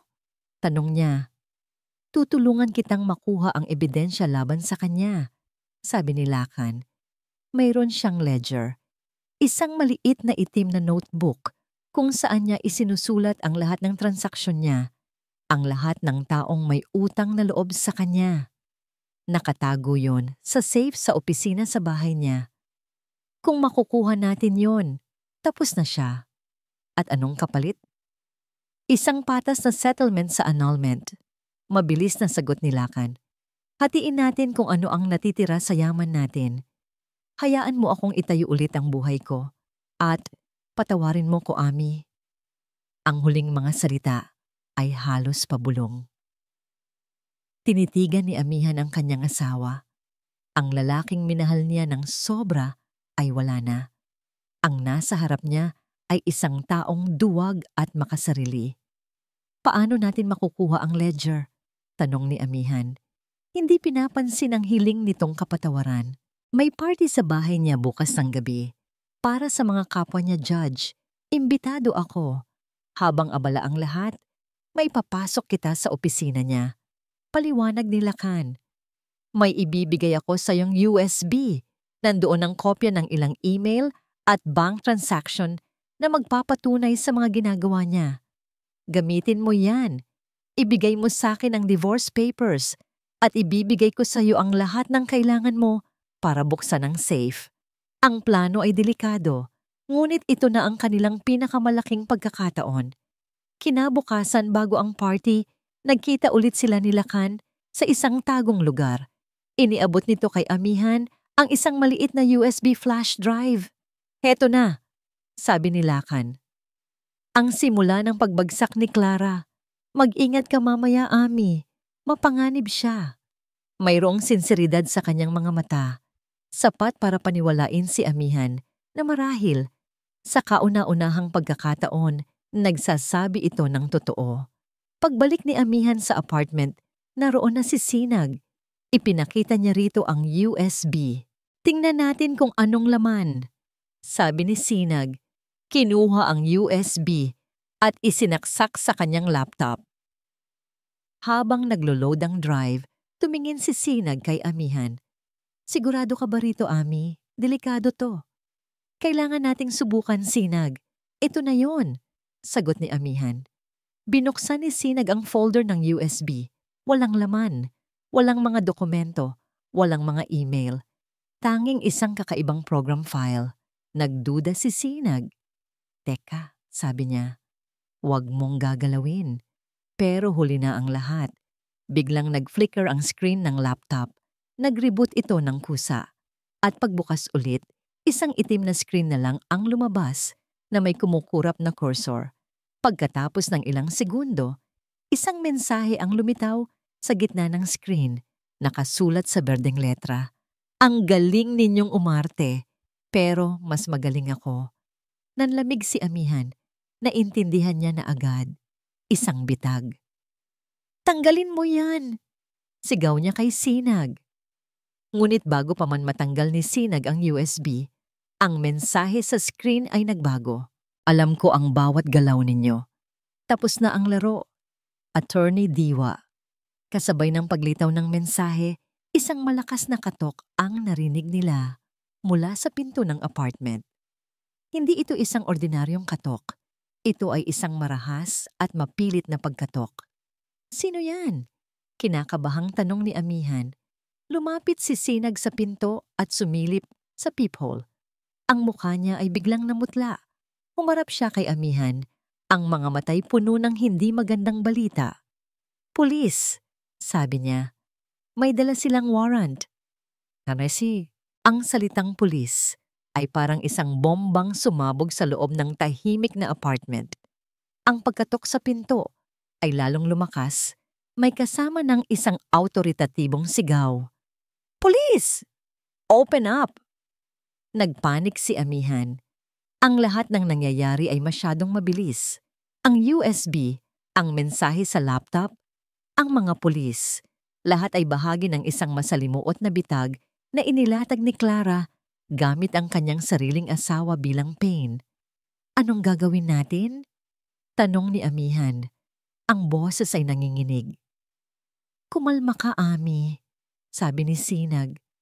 Pilit na pinapanatili ang kanyang composure kahit na ang kanyang mga mata ay nagpapakita ng matinding pag-aalala. Abogado ka. Alam mo ang mga karapatan mo. Huwag kang magpapakita ng takot. Huminga ng malalim si amihan. Sinusubukang tawagin ang abogadong natutulog sa loob niya. Tumango siya. Binuksan ni Sinag ang pinto. 4 na unipormadong pulis kasama ang isang detective na nakasibilyan ang bumungad sa kanila. Attorney Amihan Diwa? Tanong ng detective, ang boses ay walang emosyon. Ako nga po. Matatag na sagot ni amihan. Ano po ang kailangan ninyo? Inilahad ng detective ang isang papel. Warrant of arrest. Hinihiling po namin na sumama kayo sa presinto. Mayroon pong isinampang kaso ng grave coercion and blackmail laban sa inyo. Ang mga salita ay parang suntok sa sikmura ni amihan. Blackmail? Siya pa ngayon ang nangba-blackmail? Sino ang nagsampa ng kaso? Tanong ni Sinag, humaharang sa pagitan ni amihan at ng mga pulis. Ang complainant po ay si Mr. Lacan Valdero, sagot ng detective. Sa sandaling iyon, ang huling piraso ng bitag ay nalaglag sa lugar. Ginamit ni Lacan ang kanilang mga pagkikita, ang kanilang mga text message at ang kanyang alok ng tulong para palabasin na tinatakot at pinipirahan siya ni amihan. Ang USB ay hindi lang isang virus. Ito ay ang ebidensya. Isang perpektong kwento ng panloloko. Walang nagawa si amihan kundi sumama. Habang pababa sila sa lobby, naroon na ang mga miyembro ng media, may mga kamera at mikropono. Isang perpektong tiyempo. Malinaw na ipinaalam ni Clara sa press ang mangyayari. Ang paglalakad ni amihan mula sa elevator hanggang sa police car ay isang walk of shame na ipinapalabas sa buong bansa. Ang abogadong naghahanap ng hustisya ay ngayon mukhang isang kriminal. Sa loob ng presinto, ang interrogation room ay malamig at walang buhay. 2 detective ang nagtanong sa kanya. Ipinakita nila ang mga ebidensya, mga kopya ng text messages nila ni Lacan na inedit para magmukhang naniningil siya ng pera. Isang recording ng kanilang pag-uusap sa coffee shop na pinutol at minanipula para palabasing tinatakot niya si Lacan kapalit ng kanyang pananahimik. Attorney Diwa, ayon kay Mr. Valdero, hiningan niyo raw siya ng 50 milyong piso para hindi niyo na ituloy ang kaso at para hindi na ninyo guluhin si Judge Escalante. Sabi ng isang detective, hindi iyan totoo. Mariing tanggi ni amihan. Siya ang nag-alok ng tulong. Isang bitag ang lahat ng ito. Ngunit ang kanyang mga salita ay parang hanging dumaan lang sa mga tenga ng mga investigador. Sa mata nila, ang lahat ay malinaw. Isang asawang gustong maghiganti at magkapera. Sa labas ng interrogation room, si Sinag ay gumagawa ng lahat ng kanyang magagawa. Tinawagan niya ang kanyang pinakamagaling na abogado. Ginamit ang lahat ng kanyang koneksyon para malaman kung sino ang nasa likod ng mabilis na pag-i-issue ng warrant. Ang sagot ay laging iisa. Ang utos ay galing sa itaas. Galing sa opisina ni Clara Escalante. Magdamag na nanatili si amihan sa isang maliit at maruming holding cell. Ang amoy ng kalawang at kawalan ng pag-asa ay tumatagos sa kanyang balat. Wala na ang mamahaling pabango, ang malambot na kama, ang buhay na kanyang nakasanayan. Sa loob ng seldang yon, siya ay isang numero lang, isang akusado. Napaupo siya sa sahig, niyakap ang kanyang mga tuhod, At sa kauna-unahang pagkakataon mula noong gabing iyon, sa awards night, umiyak siya. Umiyak siya hindi dahil sa galit, kundi dahil sa pagod at kawalan ng pag-asa. Pakiramdam niya ay nag-iisa siya sa isang napakalaking digmaan na imposible niyang mapanalunan. Tinalo na siya. Kinaumagahan, dumating si Sinag kasama ang isang abogado. Matapos ang ilang oras ng matinding argumento at paglalakad ng mga papeles, napiyansahan siya. Paglabas niya ng presinto, sinalubong siya ni Sinag. Ang mukha ni Amihan ay pagod, ang kanyang mga mata ay maga, at ang kanyang buong katawan ay nanghihina. Sa biyahe pabalik sa apartment, walang nagsasalita. Nang makarating sila sa loob, agad na naupo si Amihan sa sofa, nakatingin sa kawalan. "Ami," mahinang tawag ni Sinag, umupo sa tabi niya. "Magpahinga ka muna." Inabot ni Sinag ang kanyang kamay at marahang hinawakan ang kamay ni Amihan. Ngunit sa pagkakataong ito, hindi naramdaman ni Amihan ang kuryente o ang kilig. Ang naramdaman niya ay takot. Takot na madadamay pa ang lalaking ito sa kanyang gulo. "Salamat sa lahat, Sinag," sabi niya. Iniiwas ang tingin. "Wala yun. Sabi ko naman sa'yo, hindi kita iiwan," sagot ni Sinag. "Lalabanan natin to. Maghahanap tayo ng paraan." "Anong paraan, Sinag?" Biglang tumaas ang boses ni Amihan. "Wala na. Sarado na ang lahat ng pinto. Nasira na ang pangalan ko. Kukunin na ang lisensya ko. At ngayon, may kaso pa akong kriminal. Si Clara, nanalo na siya." "Hindi pa," giit ni Sinag.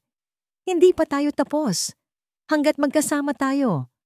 "Sinag, pakinggan mo ko," putol ni Amihan. Ang mga matay nagsisimula ng mamasa. "Mahal kita. Mahal na ulit kita. Higit pa sa inaakala ko." Natigilan si Sinag sa biglaang pag-amin.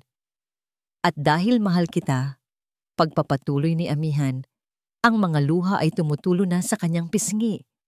"Hindi ko kayang makita na masira ka nang dahil sa akin." Ang banta niya. Totoo yun. Kaya niyang gawin. Kaya pakiusap. "Umalis ka na." "Ami, hindi kita iiwan," sabi ni Sinag. Hinigpitan ng hawak sa kanyang kamay. "Hindi ako natatakot." "Pero ako, natatakot ako para sa'yo," sigaw ni Amihan. Hinila ang kanyang kamay. "Hindi mo naiintindihan. Sisirain ka niya, Sinag.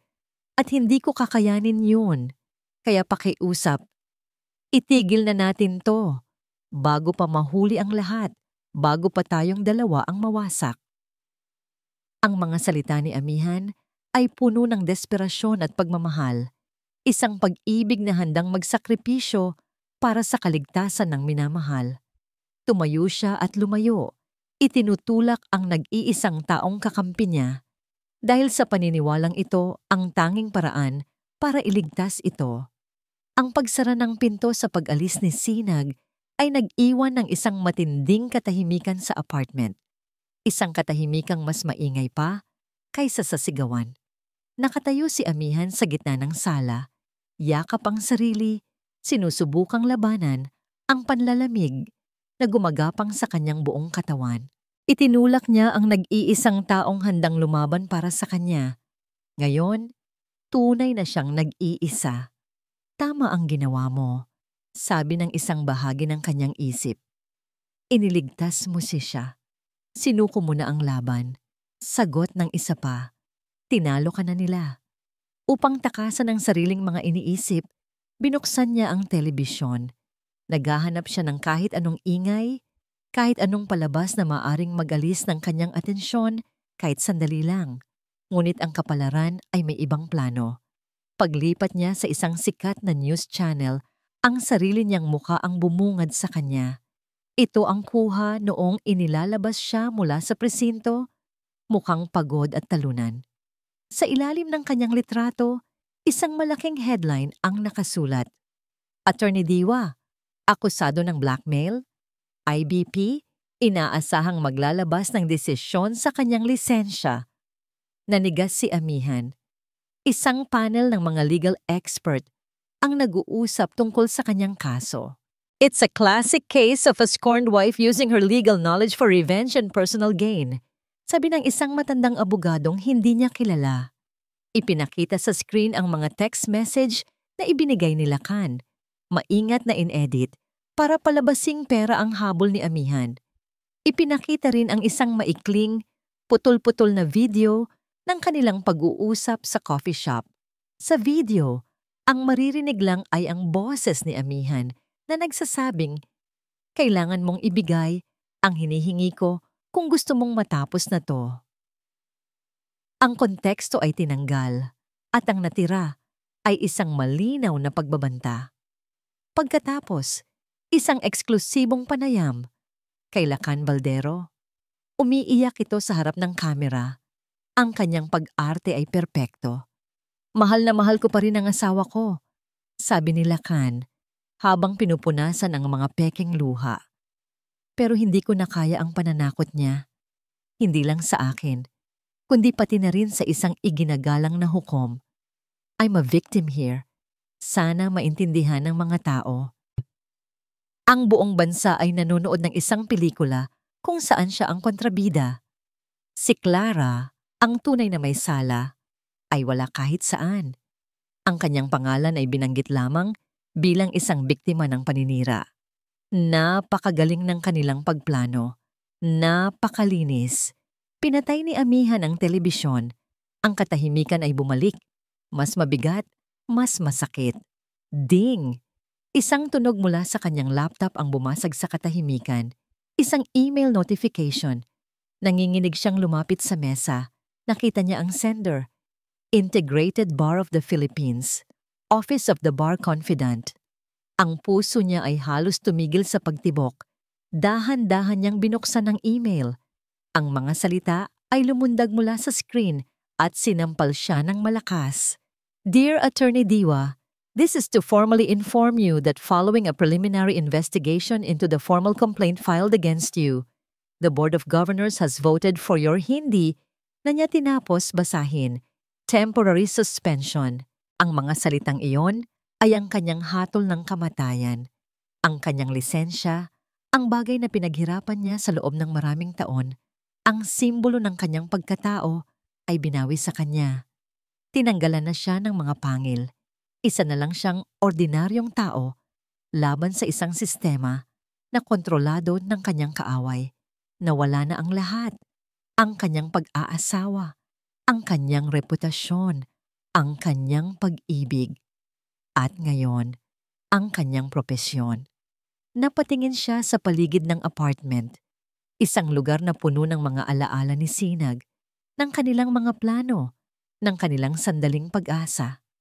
Ngayon, para itong isang mausoleo ng kanilang pagkatalo. Ang kanyang mga mata ay napadako sa isang bagay na nakapatong sa side table, isang silver-framed na litrato.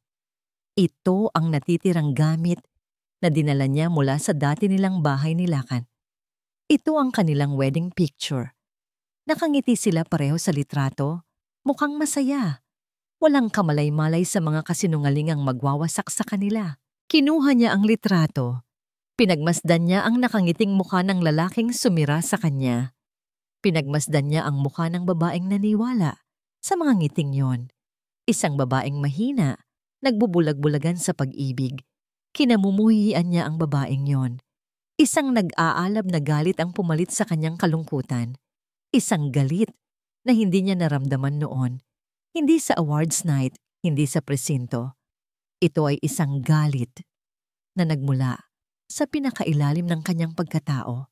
Isang galit na humihingi ng higit pa sa hustisya. Humihingi ito ng pagkasira. Sa isang malakas na sigaw na puno ng sakit at puot, ibinato niya ang picture frame sa pader. Ang salamin ay nabasag at kumalat sa sahig. Winawasak ang perpektong imahe ng kanilang kasal, ngunit hindi siya tumigil doon. Ang isang piraso ng basag na salamin ay hindi sapat para ilabas ang bagyong namumuo sa loob niya. Naglakad siya papunta sa kwarto, hinila ang isang maleta, kung saan nakatago pa ang ilang mga damit at gamit ni Lacan na hindi pa niya naibabalik. Inilabas niya ang mga ito isa-isa. Isang mamahaling relos na regalo niya rito noong kanilang anibersaryo. Ibinagsak niya ito sa sahig at tinapakan hanggang sa madurog. Ang bubog nito, isang koleksyon ng mga signed movie script ni Lacan, ang mga papel na sumisimbolo sa career na mas pinahalagahan nito kaysa sa kanya. Pinunit niya ang mga ito, pahina sa pahina, hanggang sa maging confetti ng mga kasinungalingan. Bawat sirang gamit ay isang sigaw. Bawat punit na papel ay isang paglaya. Nang halos maubos na ang laman ng maleta, napaupo siya sa sahig, napapaligiran ng mga labi ng kanyang nakaraan. Humihingal siya, hindi dahil sa pagod, kundi dahil sa tindi ng emosyon. At doon, sa gitna ng kadiliman at pagkawasak, isang bagay ang nagbago sa loob ni Amihan. Ang mga luha ay tumigil. Ang panginginig ay nawala. Ang abogadong sumusunod sa mga patakaran, ang babaeng umaasa sa sistema, ang biktimang naghihintay ng hustisya. Lahat sila ay namatay na kasama ng mga sirang gamit sa sahig. Tumingin siya sa kanyang refleksyon sa isang piraso ng basag na salamin.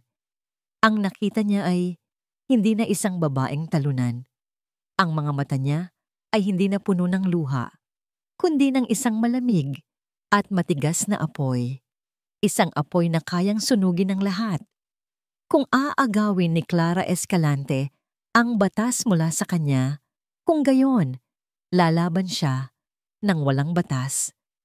Kung ang gusto nila ay isang kontrabida, ibibigay niya sa kanila ang pinakamahusay na kontrabida na makikita nila. Isang nangiti ang dahan-dahang gumuhit sa kanyang mga labi. Hindi ito isang masayang ngiti. Ito ay isang nangiti na nakakatakot, puno ng determinasyon at nangangako ng paghihiganti. Dinampot niya ang kanyang cellphone mula sa sahig. Hinanap niya ang isang numero sa kanyang mga contact, isang numero na hindi niya inaakalang tatawagan niya ulit.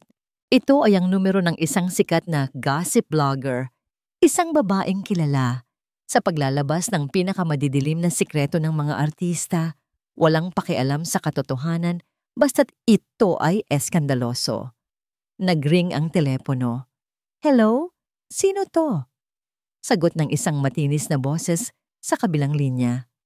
"Hello, Miss Rica." Sagot ni Amihan.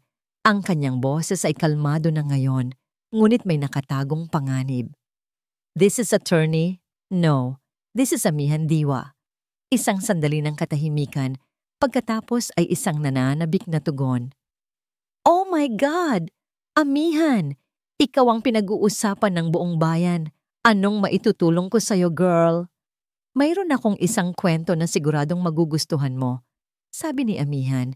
"At mayroon din akong isang live show na siguradong gugustuhin mong i-broadcast."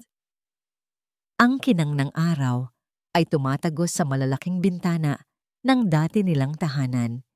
Isang modernong mansyon na puno ng mga tropeo, mamahaling pinta at mga alaala ng isang buhay na naging isang malaking kasinungalingan.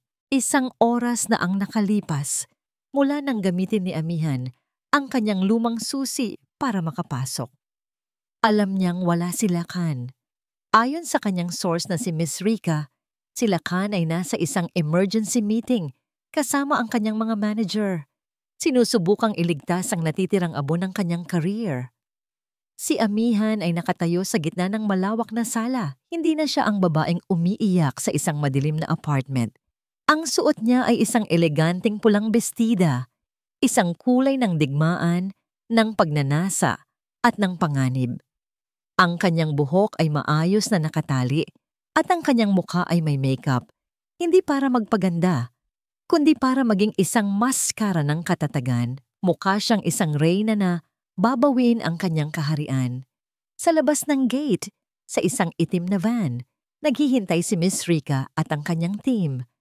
Hawak nila ang kanilang mga camera at cellphone, handa nang i-broadcast ang lahat sa kanilang sikat na social media page. Ang utos ni Amihan ay malinaw. I-set up ninyo ang lahat. Hihintayin ninyo ang signal ko. Huminga ng malalim si Amihan. Inilibot niya ang kanyang paningin sa bahay. Bawat sulok ay sumisigaw sa pangalan ni Lacan Valdero. Ang kanyang mga naglalakihang movie poster sa pader. Ang kanyang mga tropeyo na nakadisplay sa isang glass cabinet. Ang kanyang koleksyon ng mga mamahaling alak. Ito ang templo ng kanyang kayabangan. At ngayon, wawasakin ito ni Amihan. Naglakad siya papunta sa garahe. Doon, nakaparada ang paboritong laruan ni Lacan, isang kulay pilak na sports car na nagkakahalaga ng milyon-milyon. Ang sasakyang ito, ang simbolo ng lahat ng bagay na mas pinahalagahan ni Lacan kaysa sa kanya. May nakita siyang isang golf club na nakasandal sa pader, isang 7-iron. Dinampot niya ito. Naramdaman niya ang bigat nito sa kanyang mga kamay. Malamig, matigas, perpekto. Kinuha niya ang kanyang telepono at nag-text kay Miss Rica. Isang salita lang. Ngayon. Sa social media page ni Miss Rica, isang live video ang biglang nagsimula. Ang titulo, eksklusibo, ang pagbabalik ni Amihan Diwa, live mula sa tahanan ni Lacan Valdero. Libo-libong tao ang agad na nanood. Ang bilang ay mabilis na umakyat sa 10. Pagkatapos ay sa 100,000. Ang unang imahe na nakita ng mga manonood ay si Amihan Diwa, nakatayo sa tabi ng sports car, hawak ang isang golf club. Tumingin siya ng diretso sa kamera na nakapwesto sa labas ng bukas na pinto ng garahe. Magandang araw sa lahat, sabi niya. Ang kanyang boses ay kalmado ngunit may lamig. Marami kayong narinig tungkol sa akin sa mga nakalipas na araw, na ako raw ay isang sinungaling, isang extortionist, isang kontrabida. Ngayong araw, ipapakita ko sa inyo kung ano talaga ako. Itinaas niya ang golf club. Ako ay isang babaeng pagod na sa mga kasinungalingan, pagod na sa isang sistema ng hustisya na para lang sa mayayaman at makapangyarihan. Sabi ng batas, kung ako ay nasaktan, maaari akong humingi ng danyos perwisyo, moral damages, emotional damages. Ngunit paano mo bibigyan ng presyo ang isang durog na puso? Ang 10 taon ng buhay na nasayang? Tumingin siya sa sports car. Hindi kayang bayaran ng pera ang sakit, kaya sisingilin ko ito sa ibang paraan. Sa isang malakas na sigaw, ipinalo niya ang golf club sa windshield ng sasakyan. Crack! Ang tunog ng nabasag na salamin ay umalingaw-ngaw. Nagulat ang mga manonood. Ang comment section ay sumabog. Ngunit hindi pa tapos si Amihan. Pinalo niya ulit. At ulit. Ang bawat palo ay may kasamang alaala ng isang kasinungalingan. Isang palo para sa mga gabing naghintay siya sa wala. Isang palo para sa mga pekeng I love you. Isang palo para sa bawat text message ni Clara. Habang nangyayari ito, sa isang meeting room sa kabilang panig ng syudad, biglang nag-vibrate ang telepono ng manager ni Lacan. Ipinakita niya ito sa aktor. Si Lacan, na abala sa pagpaplano kung paano lilinisin ang kanyang pangalan, ay napatingin sa screen. Ang kanyang muka ay namutla. Ano to? Sigaw niya. Sa bahay ko yan. Itigil niyo yan. Pero wala na siyang magagawa. Ang palabas ay nagsimula na. Mula sa garahe pumasok si Amihan sa loob ng bahay. Sinusundan ng kamera mula sa labas ng bintana. Pumunta siya sa glass cabinet kung saan nakadisplay ang lahat ng acting awards ni Lacan. Ang mga tropeyong ito, sabi niya, humihingal ng bahagya, ay simbolo ro ng kanyang galing. Para sa akin, simbolo ito ng kanyang kakayahang manloko sa entablado at sa totoong buhay. Binuksan niya ang cabinet. Kinuha niya ang pinakamalaking tropeyo, ang kanyang Actor of the Year Award. Naglakad siya papunta sa balkonahe na may tanaw sa swimming pool. Kung ang hustisya ay bulag, kung gayon, gagawa ako ng sarili kong paghuhukom, deklara niya. At ibinato niya ang tropeyo sa pool. Sinunod niya ang iba pa. Isa-isa. Ang bawat bagsak sa tubig ay parang isang palakpak para sa kanyang paglaya. Sunod niyang pinuntahan ang koleksyon ng mga art piece at mamahaling painting. Hindi niya ito sinira. Sa halip, kumuha siya ng isang malaking red marker. Sa ibabaw ng isang abstract painting na nagkakahalaga ng ₱250,000, isinulat niya sa malalaking letra, "Bayad para sa sirang puso." Sa isa pa, "Kabit System." Ang kanyang live show ay hindi lang basta pagwawasak. Ito ay isang performance art, isang marahas, ngunit makapangyarihang pahayag. Ang mga manonood ay nahati. Ang ilan ay nagsasabing nababaliw na siya. Ngunit mas marami ang nagsimulang mag-comment ng "Go Amihan" at "Justice for Amihan." Laban baba. Ang opinyonen ng publiko ay nagsisimulang magbago sa bawat sirang gamit. Ang huling pinuntahan niya ay ang home office ni Lacan. Sa likod ng kanyang mesa ay may isang malaking painting, isang portrait nilang dalawa noong kanilang kasal. Ito ang sentro ng bahay. Tinitigan niya ito. Ito ang huling piraso ng kasinungalingan. Kumuha siya ng isang bote ng mamahaling red wine mula sa bar ni Lacan.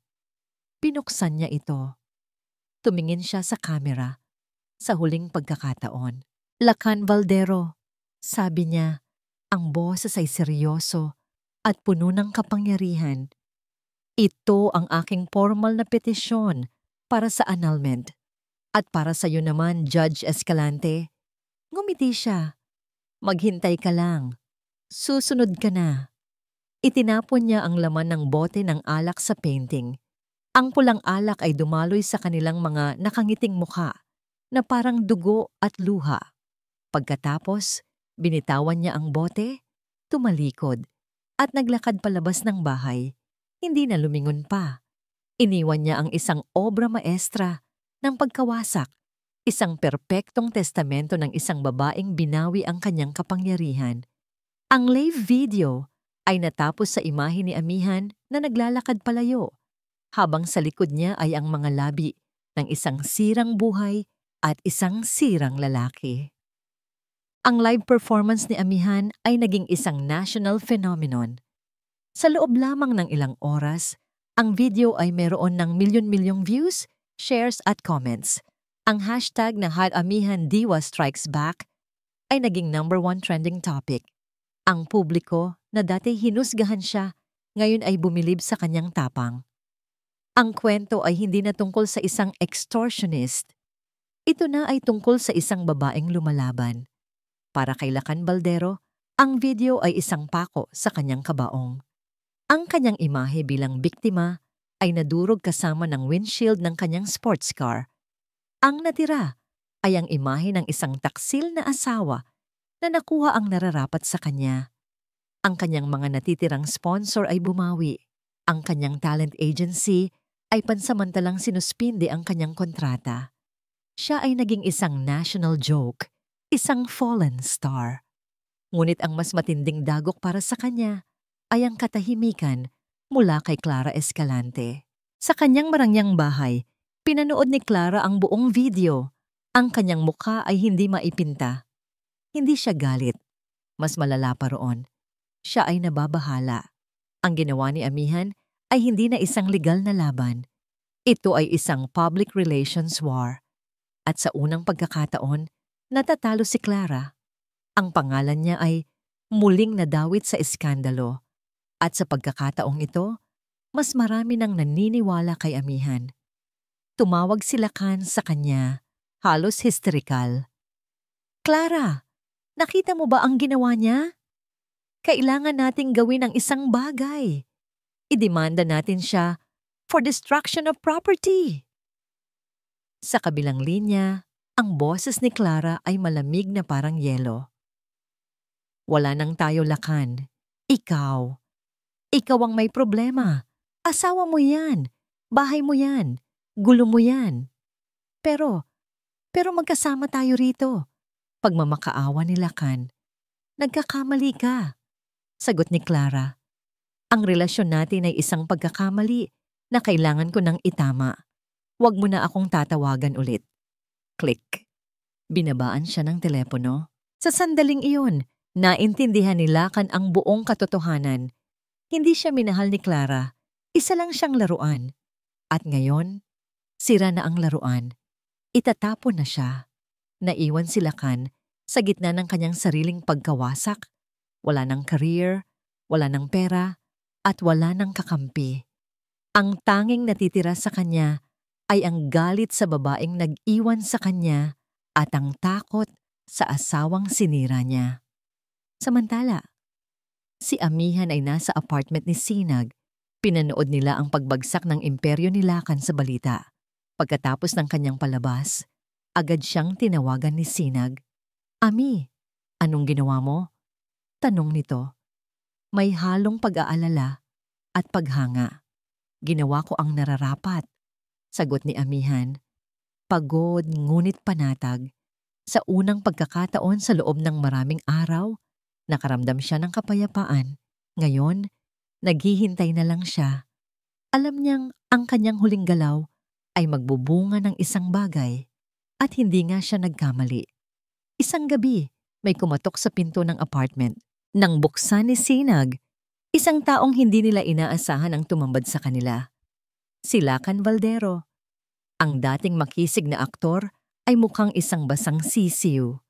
Magulo ang buhok, may itim sa ilalim ng mga mata, at amoy alak. Ami, sabi niya, ang boses ay paos. Kailangan kitang makausap. Pinapasok siya ni Sinag, ngunit nanatiling nakatayo sa pagitan nila ni Amihan, handang protektahan ito. Anong ginagawa mo rito, Lakan? Tanong din ni Amihan, walang emosyon. Ako na ang bahala sa lahat, sabi niya. Iurong mo ang kaso mo sa akin. Pirmahan mo ang isang NDA. Bilang kapalit, ibibigay ko sa iyo si Clara. Tumingin si Amihan kay Lakan. Wala na ang yabang. Ang natira ay purong desperasyon. Ito ang hayop na na-corner, handang gawin ang lahat para makaligtas. Sa mga sumunod na araw, sa tulong ng mga abogado ni Sinag, ginawa nila ang kasunduan. Si Lakan, na ngayon ay handa ng magsalita, ay nagbigay ng isang formal at detalyadong salaysay. Inamin niya ang kanyang relasyon kay Clara. Ibinunyag niya ang tungkol sa kaso ni Mang Romy Tagle, 11 taon na ang nakalipas, kung paano siya tinulungan ni Clara na pagtakpan ng krimen kapalit ng kanyang utang na loob. At ang pinakamahalaga sa lahat, ibinigay niya ang kombinasyon at lokasyon ng ledger. Ang huling paghaharap ay hindi nangyari sa korte. Sa halip, sa isang pribadong silid sa isang restaurant, nagharap si Amihan at si Clara sa huling pagkakataon. Kasama ni Amihan si Sinag, si Clara ay nag-iisa. Inilatag ni Amihan sa mesa ang isang folder. Sa loob nito ay ang kopya ng sinumpaang salaysay ni Lakan at ang ilang pahina mula sa ledger na nakuha ng isang private investigator sa tulong ng impormasyon ni Lakan. Tiningnan ito ni Clara. Ang kanyang mukha ay kalmado pa rin, ngunit ang kanyang mga mata ay hindi na makapagsinungaling. Nakikita na roon ang pagkatalo. Ano ang gusto mo, Amihan?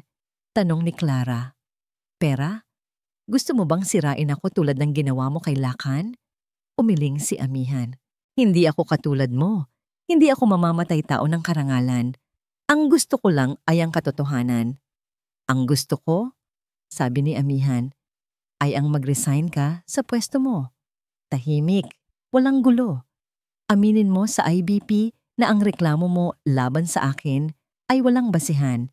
Pagkatapos, hahayaan ko na ang Department of Justice na gawin ang trabaho nila. At ano ang makukuha ko? Tanong ni Clara. Ang pagkakataong hindi makita ang mukha mo sa bawat pahayagan habang kinaladkad ka palabas ng korte. Sagot ni Sinag. Sa unang pagkakataon ay nagsalita. Ang pamilya Lazaro. Naaalala mo ba kami? Tumingin si Clara kay Sinag. Isang kislap ng pagkilala ang dumaan sa kanyang mga mata. At doon, sa wakas, nakita nila ang pagguho ng isang tirano. Isang linggo ang lumipas. Isang maliit na balita ang lumabas sa dyaryo. Judge Clara Escalante, nagbitiw sa pwesto dahil sa health reasons. Kasunod nito, ang IBP ay naglabas ng desisyon na ibinabasura ang reklamo laban kay Attorney Amihan Diwa. Napanood ni Amihan ang balita sa telebisyon. Wala siyang naramdamang tuwa o pagdiriwang. Ang naramdaman lang niya ay isang malalim na katahimikan. Tapos na, tumayo siya at lumapit sa bintana. Tinitingnan ang papalubog na araw. Lumapit si Sinag sa kanyang likuran. Tapos na, Ami, sabi nito. Nanalo ka? Humarap si Amihan kay Sinag. Ang kanyang mga mata ay malinaw na ngayon. Walang bakas ng galit o sakit. Hindi, Sinag, sabi niya. Hindi ako nanalo. Pinalaya ko lang ang sarili ko. Ngumiti si Sinag. At ano na ngayon ang gagawin ng isang malayang babae? Tumingin si Amihan sa kanyang mga kamay pagkatapos ay sa mga mata ni Sinag. Ang mga tanong tungkol sa hinaharap ay naroon, naghihintay. Ngayon, sabi niya, isang maliit na ngiti ang sumilay sa kanyang mga labi. Ngayon, sisimulan kong buuin ulit ang sarili ko. Lumipas ang 5 taon. Ang hangin sa loob ng korte ay solemne, napupuno ng bigat ng batas at ng mga buhay na nakataya rito. Sa gitna, sa pinakamataas na upuan, nakaupo ang isang babae. Suot ang itim na roba ng kapangyarihan. Ang kanyang mukha ay kalmado, ang kanyang mga mata ay matalas, at ang kanyang presensya ay nag-uutos ng respeto. The court finds the accused guilty beyond reasonable doubt, deklara niya. Ang kanyang boses ay matatag at walang pag-aalinlangan. Ibinaba niya ang kanyang gavel. Tok. Ang tunog ay hudyat ng katapusan ng paglilitis, isang tunog na naghahatid ng hustisya. Siya si the Honorable Judge Amihan Diwa. Matapos ang session, sa kanyang chambers, tinanggal niya ang kanyang roba. Sa ilalim nito ay isang simpleng abogadong hindi kailanman nakalimot sa kanyang pinagdaanan. Ang daan papunta sa posisyong yon ay hindi naging madali. Matapos ang iskandalo, dahan-dahan niyang itinayo muli ang kanyang pangalan. Bumalik siya sa pagiging abogado, hindi para sa mayayaman, kundi para sa mga inaapi, para sa mga biktima ng isang baluktot na sistema. Ang kanyang reputasyon ay nabuo hindi sa pagkapanalo sa mga kaso, kundi sa kanyang integridad at tapang. Pagkalipas ng ilang taon, ang kanyang pangalan ay inirekomenda sa Judicial and Bar Council. Ang babaeng minsang pinaratangan at sinuspinde ay isa na ngayong iginagalang na hukom. May kumatok sa pinto. Ready ka na? Pumasok si Sinag. May dalang 2 tasa ng kape. Ang mga taon ay nagbigay sa kanya ng ilang guhit sa gilid ng kanyang mga mata. Ngunit ang kanyang nangiti ay kasing init pa rin ng dati. Ang kanyang construction company, ang Lazaro & Son, ay isa na sa pinakamatagumpay sa bansa, kilala sa kanilang mga dekalidad na proyekto. Lagi naman akong ready kapag kape mo ang usapan. Nakangiting sagot ni Amihan, tinatanggap ang tasa. Kamusta ang araw mo, Your Honor? Tanong ni Sinag, may kasamang magiliw na pangaasar. Nakakapagod, aminado ni Amihan. Pero alam kong nasa tama akong lugar. Hindi naging madali ang kanilang relasyon. Matapos ang lahat ng gulo, nagpasya si Amihan na kailangan niya ng panahon para sa kanyang sarili, para buuin ang kanyang pagkatao, nang walang sinasandalang kahit sino. At naintindihan yon ni Sinag. Hindi niya ito minadali. Nariyan lang siya, hindi bilang isang manliligaw, kundi bilang isang kaibigan. Naghintay siya. At nang si Amihan ay buo na ulit, nang handa na siyang magmahal ng walang takot, bumalik ito sa kanya. Ang kanilang pag-ibig ay itinayo, hindi sa abo ng nakaraan, kundi sa isang matibay na pundasyon ng respeto, tiwala at pag-unawa. Magkasama silang lumabas ng Hall of Justice. Naglalakad sila sa isang parke na malapit dito, hawak kamay, na parang mga ordinaryong tao lang. Naaalala mo pa ba? Pagsisimula ni Amihan, noong unang gabi sa apartment mo, noong sinabi mong may utang kang dapat singilin kay Clara? Tumango si Sinag. Oo naman. Salamat, sabi ni Amihan. Humihinto sa paglalakad para harapin siya. Salamat sa pagtulong mo sa aking makuha ang hustisya. Hinawakan ni Sinag ang kanyang mukha. Ang kanyang mga hinlalaki ay marahang humahaplos sa mga pisngi nito. Hindi, Ami, sabi niya. Ang mga matay puno ng pagmamahal. Ikaw ang nakahanap ng hustisya para sa sarili mo at para sa pamilya ko. Nariyan lang ako para ilawan ang daan mo pauwi. Sa ilalim ng papalubog na araw, sa gitna ng mga taong naglalakad at ng mga batang naglalaro, ang mundo ay tila huminto para sa kanila. Ang mga multo ng nakaraan, sila Khan, na ngayon ay isang limot ng artista sa ibang bansa. Si Clara, na nabubuhay sa kahihiyan, ay wala ng kapangyarihan sa kanila. Uwi na tayo? Tanong ni Sinag. Ang salitang uwi ay mayroon ng ibang kahulugan para kay Amihan. Hindi na ito isang malaking mansyon na puno ng mga kasinungalingan. Ang uwi ay kung nasaan si Sinag. Ito ay kapayapaan. Ito ay katotohanan. Uwi na tayo, sagot niya. Isang matamis na ngiti ang sumilay sa kanyang mga labi. At sa ilalim ng kulay kahel na langit, hinalikan ni Sinag si Amihan. Hindi ito isang halik ng pagnanasa o desperasyon. Ito ay isang halik ng kapayapaan, ng pangako, ng isang bagong simula na matagal nilang hinintay at pipinaghirapan. Isang halik na nagsasabing, sa wakas, nakauwi na sila. At dito nagtatapos ang makulay at mapusok na kwento ni na Amihan at Sinag.